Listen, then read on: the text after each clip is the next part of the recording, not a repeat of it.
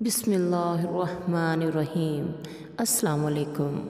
جس طرح مخصوص اوقات دعا کی قبولیت میں اثر رکھتے ہیں، اسی طرح انسان کے بعض حالات کو بھی اللہ تعالیٰ نے دعا کی قبولیت کے لیے مخصوص فرمایا ہے۔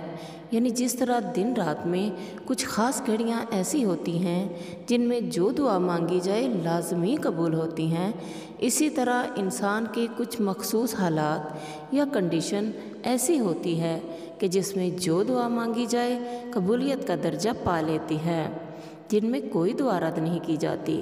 وہ اوقات اور حالات یہ ہیں: نمبر 1، اذان کے وقت۔ نمبر 2، اذان اور اقامت کے درمیان۔ اذان کے بعد نماز کے لیے جو جماعت کھڑی ہوتی ہے اسے اقامت کہتے ہیں۔ اقامت سے پہلے جو دعائیں مانگی جائیں وہ انشاءاللہ قبول ہوتی ہیں۔ اس کا بہترین طریقہ یہی ہے کہ اذان کے فوراً بعد تفصیل سے دعا مانگ لینی چاہیے۔ بعد میں ہو سکتا ہے ہمیں بھول جائے اور جماعت کھڑی ہو جائے۔ نمبر 3، اس شخص کے لیے جو کسی مصیبت میں گرفتار ہو، حی علی الصلاۃ، حی علی الفلاح کے بعد دعا کرنا بہت مجرب و مفید ہے۔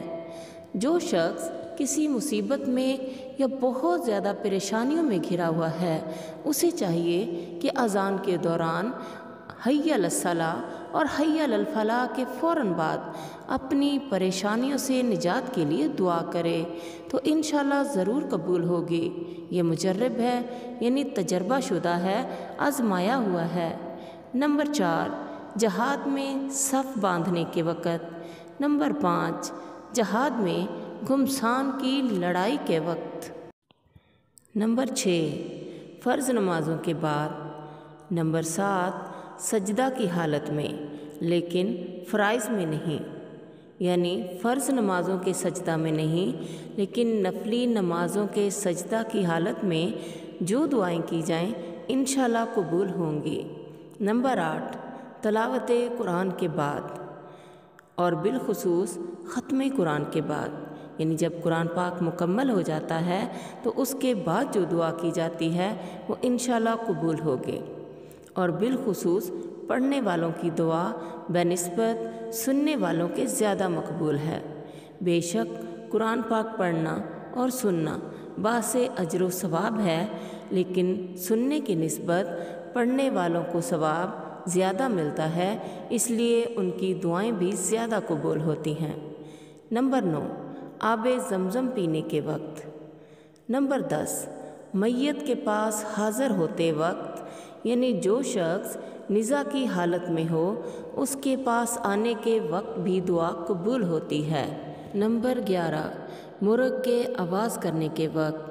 جو صبح کے وقت مرغ آواز نکالتا ہے، جس کو اکثر لوگ مرغ کی اذان کہتے ہیں، اس وقت۔ نمبر 12، مسلمانوں کے اجتماع کے وقت، یعنی ایسا اجتماع جس میں مسلمان دین کی خاطر کسی خاص مقصد کے لیے حاضر ہوئے ہوں یا پھر فرض عبادت جیسے کہ حج کے لیے حاضر ہوئے ہوں۔